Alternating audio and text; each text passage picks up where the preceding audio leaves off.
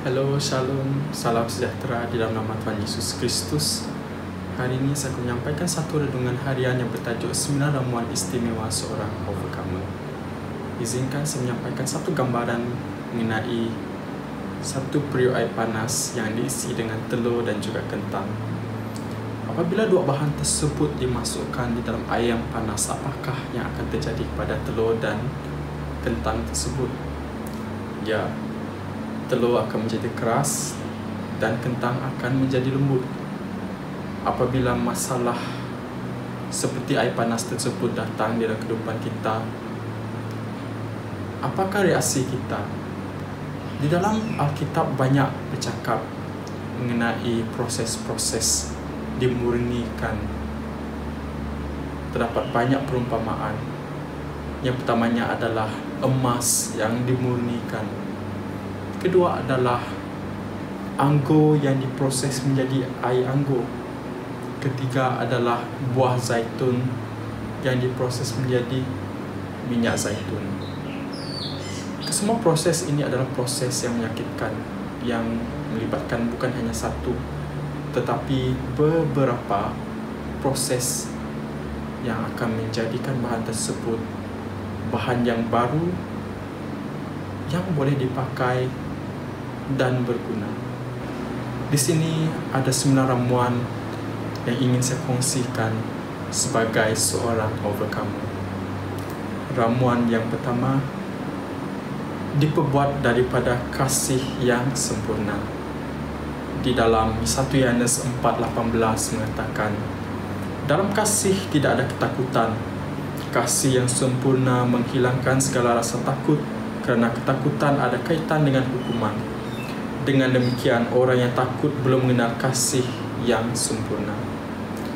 Ketakutan adalah hal yang menyebabkan kita tidak dapat bergerak dari satu tempat ke satu tempat ataupun tidak dapat melalui satu halangan ke halangan yang lain.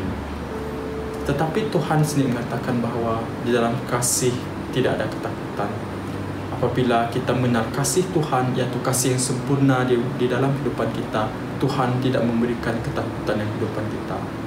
Tuhan akan menjadikan kita pribadi yang lebih kuat, pribadi yang tidak takut akan masalah-masalah ataupun halangan di dalam kehidupan kita.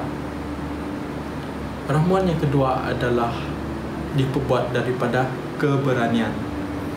Di dalam Yesaya 41 ayat 10 mengatakan, jangan takut, kerana aku beserta denganmu.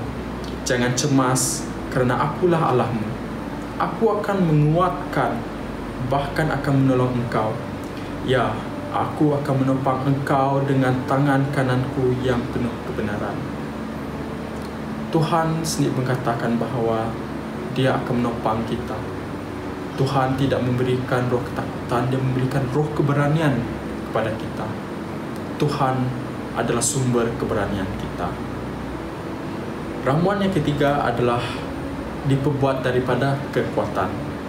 Di dalam Filipi 4:13 mengatakan, aku dapat melakukan segalanya melalui Kristus yang memberiku kekuatan. Tuhan mengatakan bahawa Dia akan memberikan kita kekuatan. Apapun yang kita lakukan, kalau kita serahkan kepada Tuhan, Tuhan akan berikan kita kekuatan. Karena kita adalah manusia lemah, tetapi di dalam Tuhan, Tuhan adalah kekuatan kita. Dia adalah sumber kekuatan. Dia akan menguatkan kita. Dan akhirnya kita akan menjadi overcomer di dalam kehidupan kita. Ramuan yang keempat adalah maid of favor ataupun berkat. Di dalam Yohanes 1:12 mengatakan, namun demikian, Dia memberikan hak menjadi anak Allah kepada mereka yang menerimanya dan percaya dalam namanya. Di dalam Mazmur 90 ayat 17, dan biarlah berkat Tuhan Allah kami turun ke atas kami dan meneguhkan kerja tangan kami. Ya, meneguhkan kerja tangan kita. Tuhan sendiri berkata dalam kehidupan kita, Dia telah menerima kita sebagai anaknya dan Dia memberikan kita berkat. Apapun kerjaan tangan kita, apabila kita serahkan pada Tuhan, Dia akan memberkati kita. Yang kelima, maids of humbleness ataupun rendah diri. Di dalam Yakobus 4:10, rendahkan dirimu di hadapan Tuhan, maka Dia akan meninggikanmu. Tuhan mahu kita menjadi seperti anak kecil apabila kita datang kepada Tuhan. Apabila kita datang pada Dia dengan masalah kita, apabila kita berdoa pada Dia, Tuhan tidak mahu apabila kita mengatakan bahawa kita mampu ataupun kita lebih kuat dan kita tidak perlu berdoa. Tapi Tuhan mahu kita datang pada Dia, katakan bahawa Tuhan, saya tidak mampu, saya tidak kuat. Tapi dengan Engkau, dengan kerendahan diri hati saya mahu Engkau menyertai saya dan menguatkan saya. Di sini Tuhan bercakap mengenai humbleness. Ramuan yang keenam adalah made of perseverance ataupun ketabahan. Di dalam Yakobus 1:12 mengatakan bahawa diberkatilah orang yang tabah menghadapi cubaan. Apabila mereka berjaya menangani cubaan itu, mereka akan mendapat mahkota kehidupan yang telah dijanjikan Allah pada orang yang mengasihinya. Tuhan mahukan kita mempunyai hati yang tabah apabila terjadinya cubaan ataupun masalah di dalam kehidupan kita. Dia mahu kita menjadi orang yang kuat dan tidak mengenal erti putus asa. Tuhan akan sentiasa beserta dengan kita.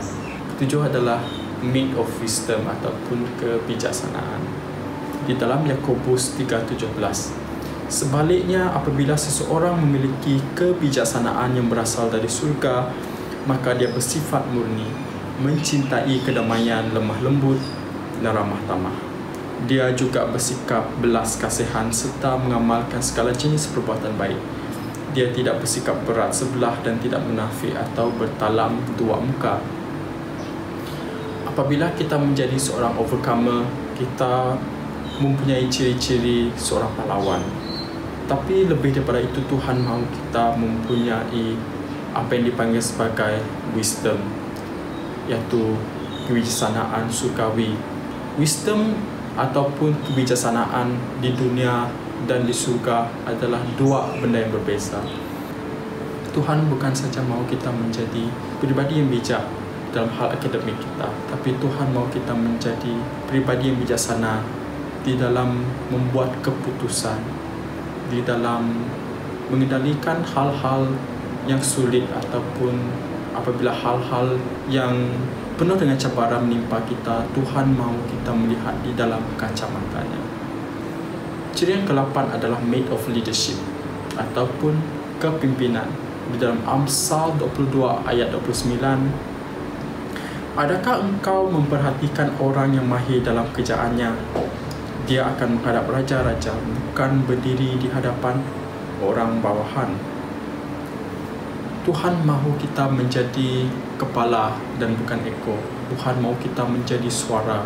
Dan sebagai seorang overcomer, kita perlu menjadi seorang leader ataupun pemimpin di dalam apapun yang kita buat. Dalam kerjaan kita, di dalam ministry kita, ataupun dalam keluarga kita. Yang kesembilan adalah fear of God ataupun takut akan Tuhan. Di dalam Amsal 1 ayat 7 berkata, takut kepada Tuhan adalah permulaan pengetahuan. Orang bodoh meremehkan hikmah dan didikan. Tuhan sendiri berkata bahawa takut akan Allah adalah awal dari pengetahuan. Pengetahuan yang kita mahukan di dalam kehidupan kita, di dalam mengendalikan hal-hal, masalah-masalah harian kita, maupun hal-hal yang berkaitan dengan ministry kita. Tuhan sendiri berkata bahawa takut akan Allah adalah awal dari pengetahuan. Dan bagaimana kita mahu takut akan Allah? Takut akan Allah maksudnya adalah kita berdoa pada Dia. Kita takut untuk membuat dosa. Dan semua hal ini akan menjadikan kita pribadi overcomer di dalam apapun masalah dan cabaran kehidupan kita. Kesimpulannya, kita diperbuat daripada ramuan-ramuan yang berkualiti, yang diperbuat ataupun dibuat oleh hasil tangan Tuhan sendiri. Satu dorongan kepada anda, lihat diri anda sebagaimana Tuhan melihat anda. Baiklah, ini adalah 9 ramuan-ramuan istimewa yang menjadikan anda seorang overcomer dan akhirnya menjadi siapa diri anda sebagai pemenang di dalam Kristus.